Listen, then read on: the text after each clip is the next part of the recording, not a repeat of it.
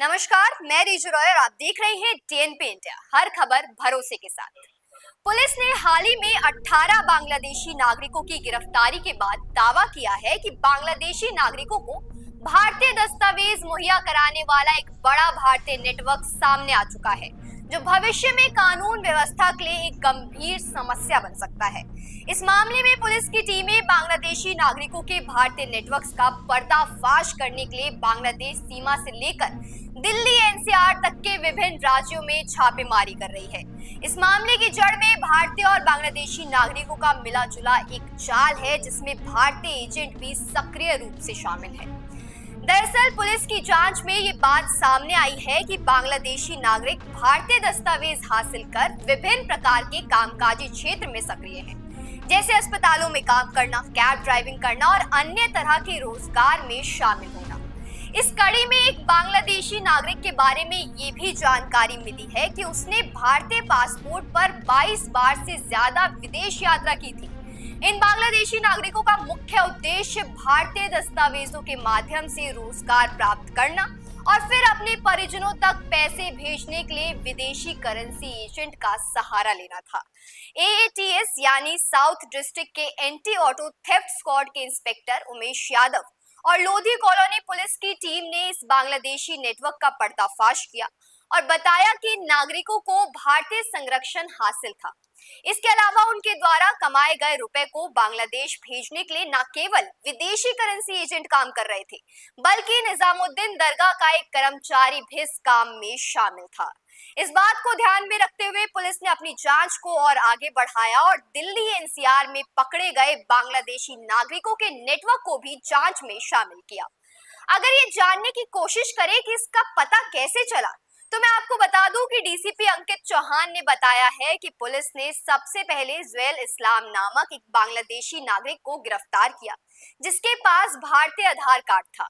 जांच में पता चला कि जुएल इस्लाम 2021 में भारत आया था, लेकिन कुछ दिन रहने के बाद वापस लौट गया। 2023 में वो फिर से भारत वापस आ गया। पूछताछ के दौरान जुएल इस्लाम ने बताया कि उसके भाई आलमगीर ने 2007 में भारत आकर भारतीय महिला से शादी की थी और यहाँ अपने बच्चों को सरकारी स्कूल में दाखिल कराया था, जिसे सुन पुलिस ने आलमगीर को भी गिरफ्तार कर लिया।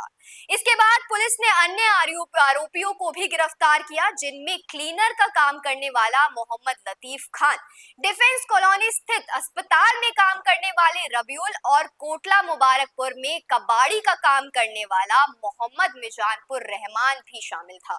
इसी क्रम में पुलिस ने मोहम्मद रिजमाउल नामक एक कैब ड्राइवर को भी गिरफ्तार किया, जो भारतीय महिला से शादी करने के बाद भारतीय पासपोर्ट पर 22 बार से ज्यादा बांग्लादेश यात्रा कर चुका था।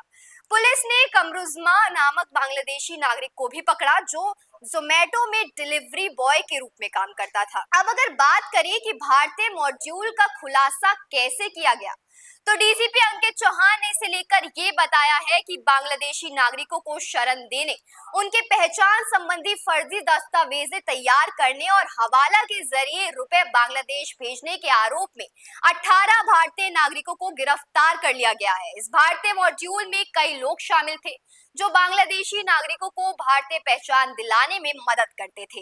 इनमें से कुछ आरोपी बांग्लादेशियों के लिए नकली जन्म प्रमाण पत्र भी तैयार करते थे, जबकि कुछ आधार कार्ड बनवाने का काम करते थे। निजामुद्दीन में रहने वाले मोहम्मद मोइनुद्दीन, जो अमीर खुसरो नगर में एक छोटी सी कंप्यूटर की दुकान चलाता है, उसने बांग्लादेशी नागरिकों के लिए नकली जन्म पत्र यानी बर्थ सर्टिफिकेट बनाया था। इसी क्रम में मोहम्मद शाहीन, जो अवैध बांग्लादेशी नागरिकों को रोजगार देता था, वो भी गिरफ्तार किया गया। मनवर हुसैन, जो निजामुद्दीन दरगाह में काम किया करता था, वो इंसान बांग्लादेशी नागरिकों के से रुपए इकट्ठा कर बांग्लादेश भेजने का काम करता था। इसी तरह पश्चिम बंगाल के निवासी निमाई करमकार और गौरंगा दत्त, जो लाइसेंस विदेशी करेंसी एजेंट थे, वो भी बांग्लादेशी नागरिकों के लिए पैसे भेजने का काम किया करते थे। पुलिस के अनुसार दिल्ली एनसीआर में कई अन्य बांग्लादेशी नागरिकों के फर्जी दस्तावेज तैयार किए गए थे और अब तक दर्जनों बांग्लादेशी नागरिकों के लिए ये काम किया जा चुका है। अब ऐसे में बड़ा सवाल ये आ जाता है कि आगे की जांच और प्रभाव किस प्रकार होगा। तो पुलिस ने इस मामले में अपनी जांच को और आगे बढ़ाने का फैसला लिया है और बांग्लादेशी नागरिकों के इस बड़े नेटवर्क को पूरी तरह से उखाड़ फेंकने का लक्ष्य बनाया है। इसके अलावा बांग्लादेशी नागरिकों के भारतीय दस्तावेज प्राप्त करने की प्रक्रिया को रोकने के लिए अधिकारियों ने सुरक्षा उपायों को कड़ा करने की भी संकेत दिए हैं। और अब इस मामले से ये स्पष्ट हो गया है कि बांग्लादेशी नागरिकों का भारतीय दस्तावेजों के जरिए भारत में प्रवेश करना और यहाँ काम करना एक संगठित अपराध का हिस्सा बन चुका है, जो न केवल अवैध प्रवास को बढ़ावा देता है बल्कि देश की सुरक्षा का भी एक बड़ा खतरा साबित हो सकता है। पुलिस की जांच अब इस नेटवर्क के अन्य पहलुओं को उजागर करने और बांग्लादेशी नागरिकों के लिए भारतीय दस्तावेजों का अवैध व्यापार करने वाले एजेंटों को पकड़ने की दिशा में आगे बढ़ रही है। ऐसे में क्या कुछ आगे होता है, पुलिस किस तरह से फैसला लेती है, ये देखना रहेगा। इस वक्त के लिए सिर्फ इतना ही। देखते रहिए डीएनपी इंडिया, हर खबर भरोसे के साथ।